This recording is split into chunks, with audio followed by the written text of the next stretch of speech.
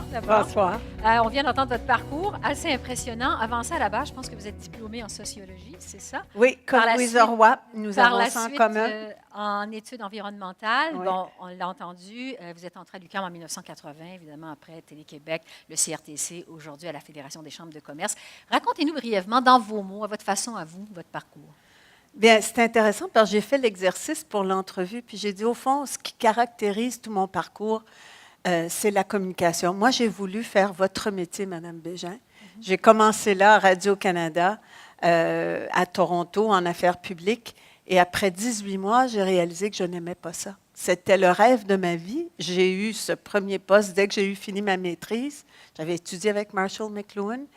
Et je n'étais pas heureuse. Je ne trouvais pas que l'environnement était porteur pour moi parce qu'on jetait un peu à chaque jour. C'était avant les grandes enquêtes, évidemment, surtout au début d'une carrière. Et j'ai, au fond, par la suite, vraiment poursuivi une carrière de communication, mais qui s'est incarnée dans divers contextes, diverses situations, diverses responsabilités, que ce soit d'abord au Jeux du Québec, quand je reviens au Québec en 1976, ensuite en consultation.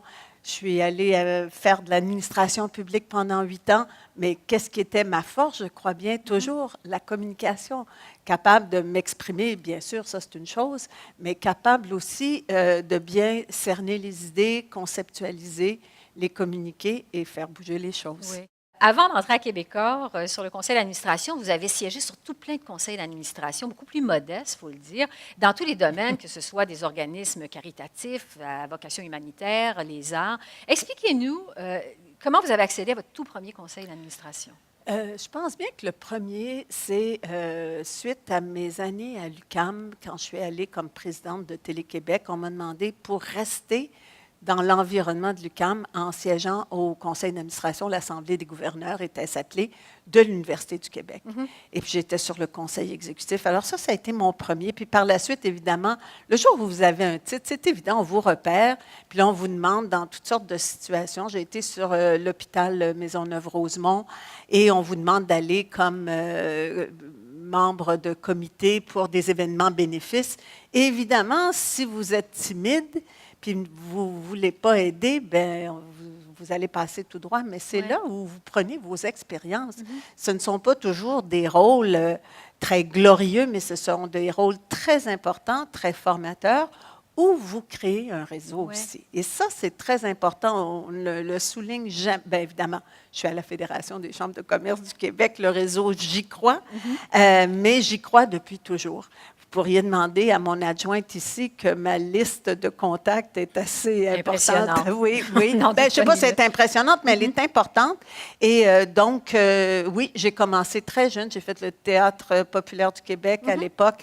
Et j'acceptais, ce qui veut dire qu'évidemment, ça fait un horaire très chargé, mais c'est ainsi qu'on apprend et qu'on ose petit à petit prendre des risques. On a parlé de prendre des risques dans les témoignages, et c'est certain qu'il faut prendre des risques. Sinon, ça ne vaut pas la peine qu'on soit autour de la table. C'est ça, et ça nous mène ailleurs, finalement. Margarita le disait tout à l'heure en présentation, les femmes sont encore sous-représentées au sein des conseils d'administration, des entreprises privées, évidemment. Bon, c'est en bas de 20 %. Est-ce que vous êtes en faveur de l'imposition de quotas dans les conseils? Non. Non, comme le fait le gouvernement en 2011 pour les sociétés d'État. Peut-être ai-je tort, mais moi, je ne le suis pas. Puis je vais vous dire pourquoi. C'est que ce soit dans un organisme à but non lucratif, que ce soit au sein d'une entreprise plus petite ou ce serait un comité aviseur ou chez Québécois, j'ai quand même été membre du conseil plusieurs années avant de devenir présidente au décès de M. Jean Neveu. J'aurais jamais voulu être nommée parce que c'était le tour d'une femme. Puis mes collègues, j'ai 2 collègues au Conseil de Québécois, je suis certaine qu'elles non plus n'auraient pas voulu être nommées parce que c'était le tour d'une femme. Je pense qu'il faut qu'on soit nommé parce que, on le sait aujourd'hui, on regarde les profils, on veut avoir une diversité autour du Conseil, et ce n'est pas parce que je suis une femme que je fais automatiquement une diversité. Il y a les profils, C'est bien les comptables, c'est bien les gens de finance, c'est bien les avocates, mais on a besoin de gens en marketing, on a besoin de gens en expérience. Ça dépend évidemment de la nature. Et c'est pour ça. Moi, je suis pour qu'on mette tous les efforts pour s'assurer qu'on a un bassin dans la recherche de candidatures qui soit riche en candidatures féminines, mais qu'à la fin de la journée, la personne choisie soit vraiment la meilleure compte tenu du profil qu'on recherche. Est-ce que, donc, contre les quotas, mais est-ce que vous...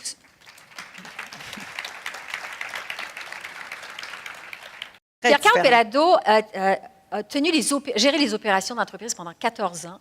Il était très identifié à l'entreprise. La famille est très identifiée à l'entreprise. C'est l'entreprise de son père.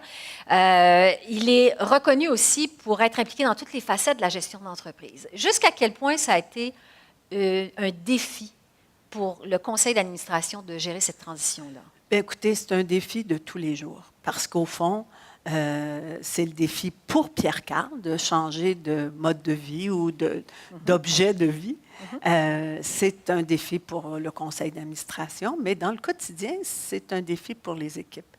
Mais au fond, il faut voir à la source ce qui a généré cette décision, qui est d'abord celle de Pierre-Carl de souhaiter de modifier un peu son emploi du temps, mais d'autre part, c'est aussi une démarche de conseil d'administration. On parle beaucoup des plans de succession et vous savez, dans plusieurs organisations, c'est un peu théorique ou c'est un modèle qu'on fait, mais au fond, on n'a pas vraiment la réflexion de profondeur ou nécessairement aussi toujours les ressources nécessaires pour pouvoir avoir un plan de succession qui est très solide. Dans notre cas, il y a longtemps qu'on avait identifié la relève. C'était une relève, M. Despatie, Robert, était un collègue et un complice depuis de nombreuses années.